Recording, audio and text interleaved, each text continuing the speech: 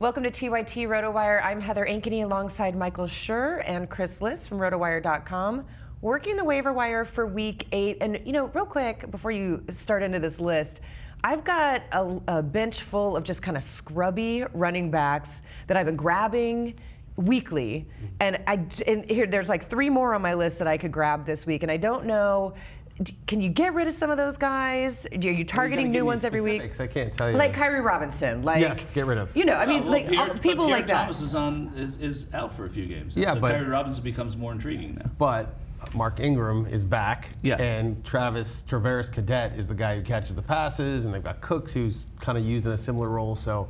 Yeah, but Cadet is a new flavor, though. But Kyrie Robinson doesn't do the Pierre Thomas role. It's Cadet. No, he doesn't. But he does some of the third down goal line stuff, though. I mean, a little bit. I don't know. I wouldn't. I would drop him. I just feel like there's a new flavor of the week. That's true. Every week. Well, so some of them expire. Some of them expire, and you just got to get rid of them. Who you got this week? But I'll tell you who's not expired, who you might want to look at. A couple obvious ones. Obviously, Spiller and Jackson went down. Jackson out for a month. Spiller probably the whole year. So Anthony Dixon and Bryce Brown. Bryce Brown is the more dynamic guy. He's more likely to catch passes. Dixon's the guy that we're actually using, so that's kind of the dilemma. I think Dixon's a little safer. I think Brown has more upside. I would target Brown. Denard Robinson in Jacksonville at 100 yards. He seems to be the head of that committee. Who knows? Teams change, especially bad teams. May as well roll the dice if you need the carries, especially if some of your guys are on bye this week. Other running backs, Stefan Taylor, he's the backup. He scored a couple touchdowns. He's still not going to get a big workload, but Ellington had a little rib injury toward the end. He's had a foot injury all year. He's played through it. He's been pretty good. But I've been waiting for Taylor all year to do something, and he has. They finally gave him a chance. I think he's a decent speculative play. Tre Mason, if he's still there, is obvious. He may not still be there. He does everything, and he looks like the lead back. You can drop Zach Stacy. I'm going to drop him. Are you really? I mean, what are you going to do? No touches. I know, it's crazy. Yeah. He didn't get the ball. I mean, they change their minds, these guys, all the time. I would not mess with Jonas Gray unless you were so desperate. I picked up Baldwin last week. There's no point in that. He may be the guy. James White may get activated one day. Who the hell knows? It's Vereen and then question mark. But again, different levels of desperation and league depth merit different decisions. And that's kind of where I'm stuck, I guess, this week. Different levels of desperation. Different levels of desperation. All right. In my life, generally, too. But. Well, we should do a segment on that. But, okay, let's talk. I would love to do a segment on that. But, okay, let's talk receivers real quick. Just to get Dwayne Bowe had a good game. He's had 280. One of my guys at RotoWire pointed out 2 out of 3. I'll give him his name, Vlad Sedler. 2 out of 3 80-yard games were like his 2 out of, it's like in the last 3 years, those are like his 2 of his 4. So he's getting more targeted. He looks good. He looks healthy and crisp running the routes. Martavis Bryant last night, you saw him make a big play. Was that one of your guys, Michael, you want to mention? Absolutely. Yeah, I mean, the guy has speed. He's a different flavor for the Steelers. And they've been losing. They win. They throw to him. They looked at him again deep on a stupid play later. But I think that's a good play. Is that like drop Marcus Wheaton if you haven't already? I think so. I think Wheaton had his chance. He did okay early. I think Martavis Bryant's going to get his chance. And Hayward Bay is.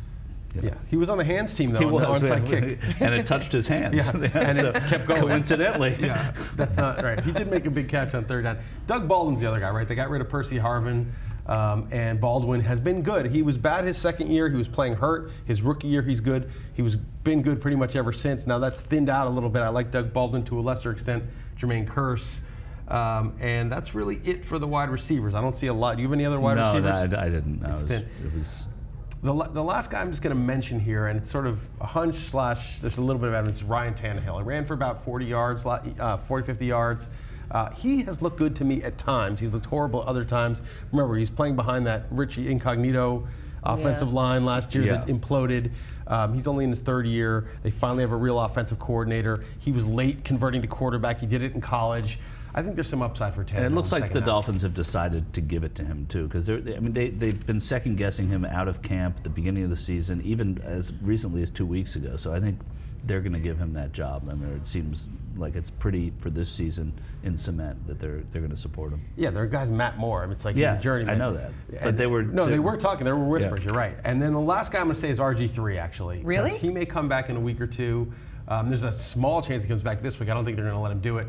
But you got to remember who this guy was. Yeah. He played injured, wasn't very good. The team was falling apart. They were one of the worst teams in the league. This year he plays a game and a half, gets hurt. Right. Cousins, he's done. I mean, are you going to pick him up and stash him, or Yeah, right now I would pick him up stash now. him for now? Yeah, because he'll be I back in a think couple that weeks. guy's just. I don't think he's going to play broken? another full game. You think he's just broken? Really? I think he's broken. Well, the Well, medical reports at are least good. they have Colt McCoy. McCoy. I know. 49er So- cast off, so is Anthony Dixon. But. But and there are major bye weeks coming up, so I guess if you want to grab RG3 and stash him. And might there's as well. upside with RG3. All right, cool. Thanks, guys, and thank you for watching. Don't forget to subscribe, and good luck in week 8.